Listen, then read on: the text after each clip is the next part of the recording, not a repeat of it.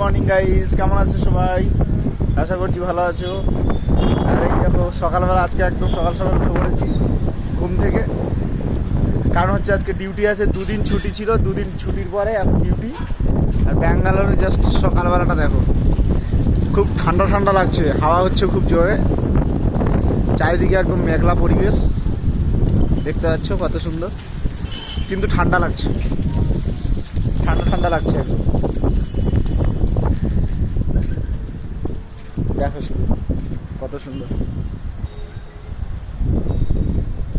এই যে মেঘলা মেঘলা হয়ে আছে, যখন তখন বৃষ্টি হবে, হয়ে গিয়ে একদম আরো ঠান্ডা লেগে যাবে, এরকম অবস্থা।